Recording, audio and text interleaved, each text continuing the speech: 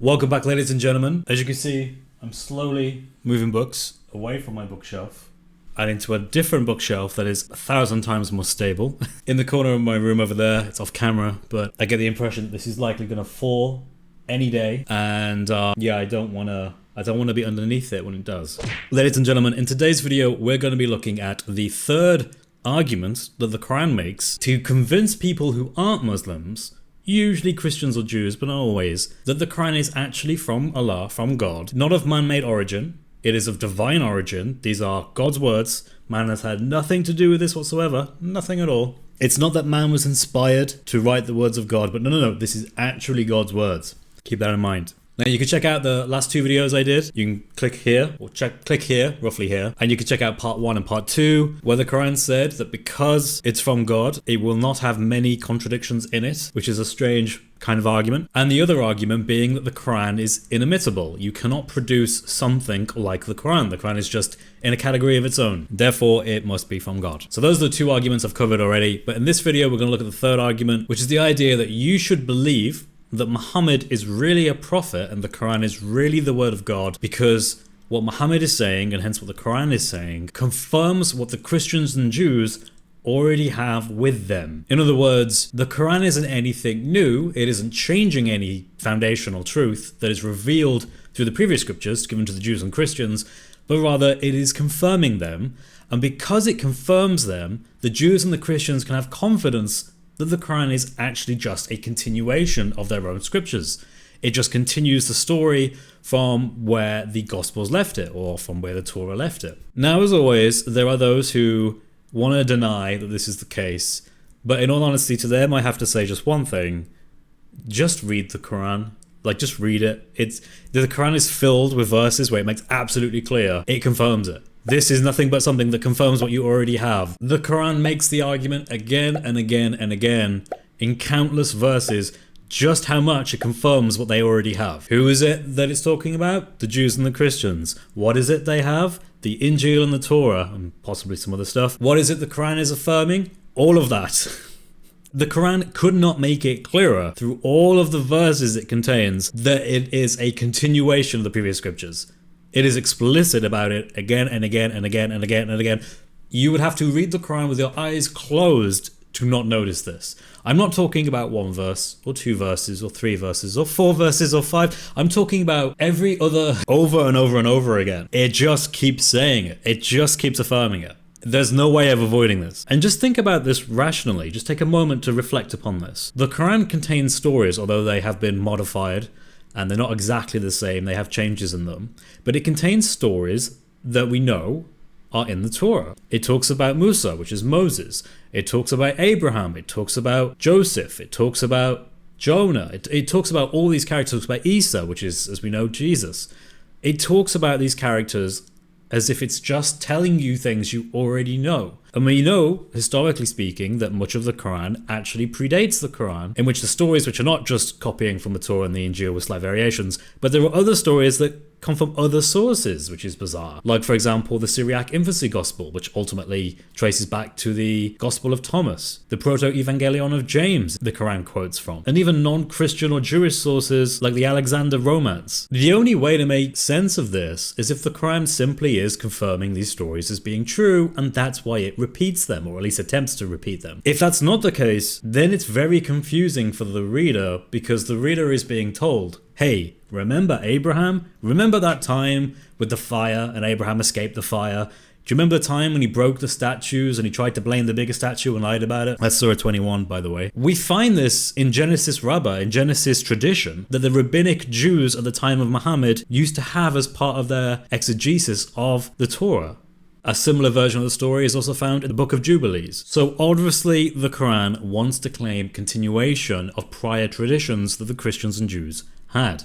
And Muhammad is very clear, or whoever wrote the Quran is very clear, that it is absolutely a reason for the Jews and the Christians to believe in him and believe the Quran is from Allah, precisely because it's a continuation of it. The Quran agrees with these things. It gives it the thumbs up. It's like, yeah, that Torah, that Injeel, great stuff. And you can be confident of this because I'm confirming it. So let's break this down into why that's such a poor argument. Point number one, just because you confirm something doesn't mean that that thing you're confirming agrees with you. For example, I could tell you until the cows come home that there is a guy called James, and I confirm everything James says. I confirm everything he says. I know about his political views, I know about his religious views, I know about his views on science, on maths, on different theories of the world.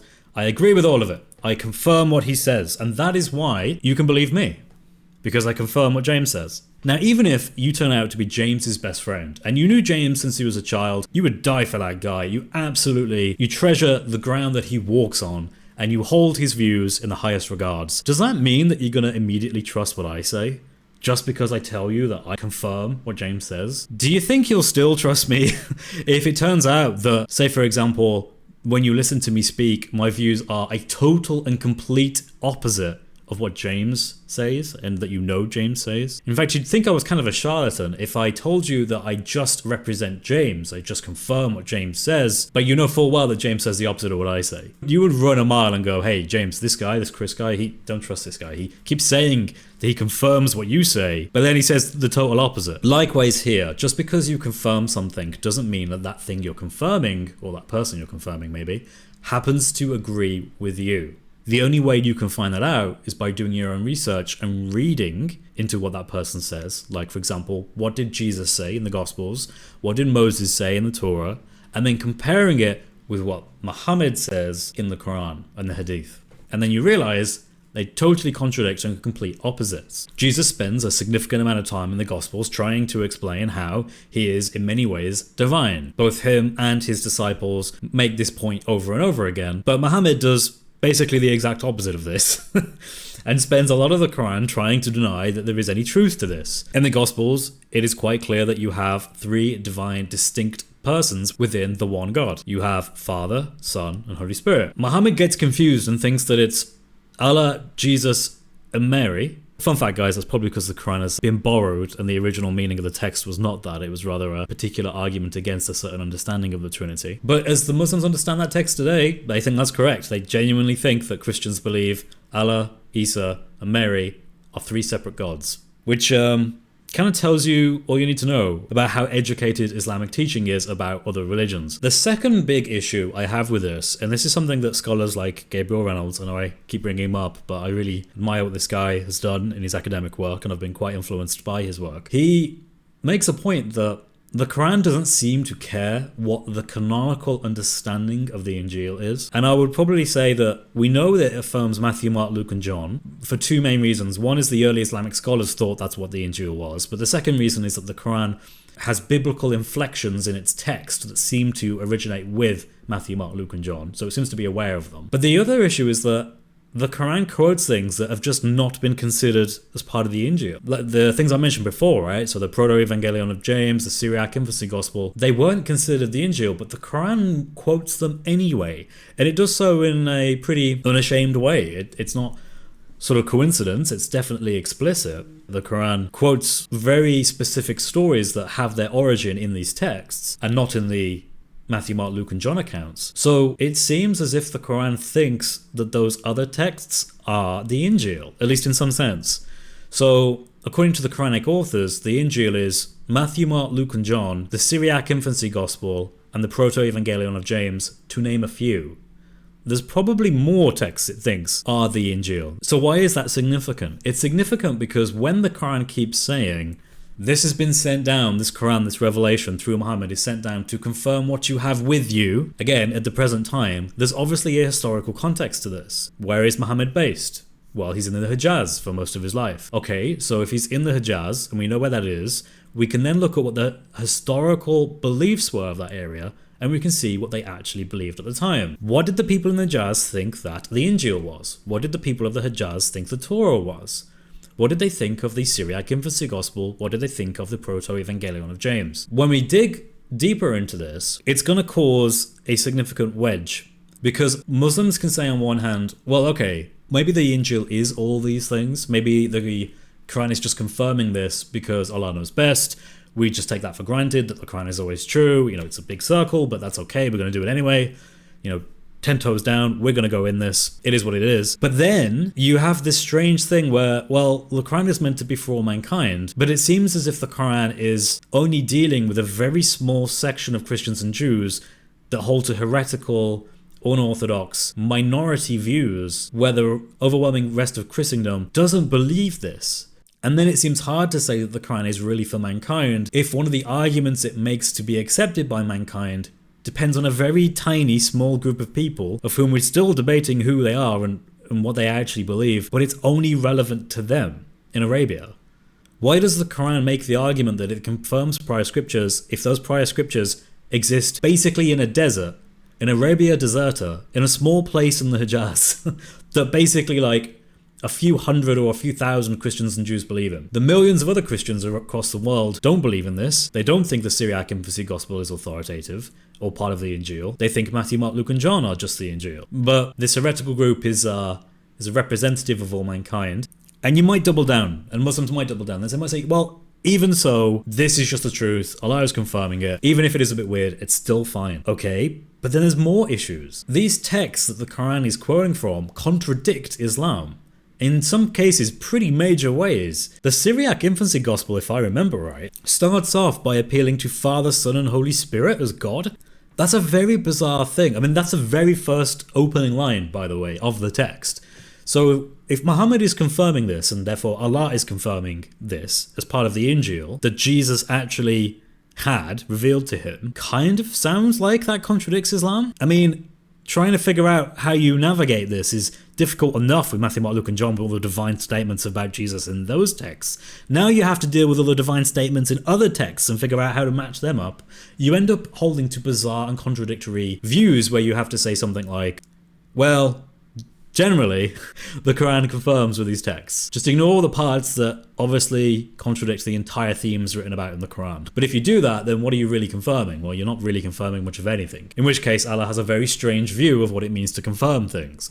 If Allah could confirm divine Jesus being talked about in the Gospels, and the Syriac infancy gospel and so on, then it seems as if he could basically confirm anything. If you believe that Allah can generally confirm things that have blatantly contradictory themes, not just odd passages but entire themes, there's nothing that stops you in principle from saying, well, Allah could confirm pagan texts. He just doesn't confirm the themes in it. Which of course would defeat the whole point of confirming a text, or confirming an oral recitation or an oral tradition. But these are the issues that you find when you're dealing with the idea that the Quran has an argument for the world, because remember the Quran is for the whole world, that we can know it is from God because it confirms what was prior to it. But the issue is that it doesn't confirm what is prior to it. In fact, it doesn't confirm what's prior to it at all.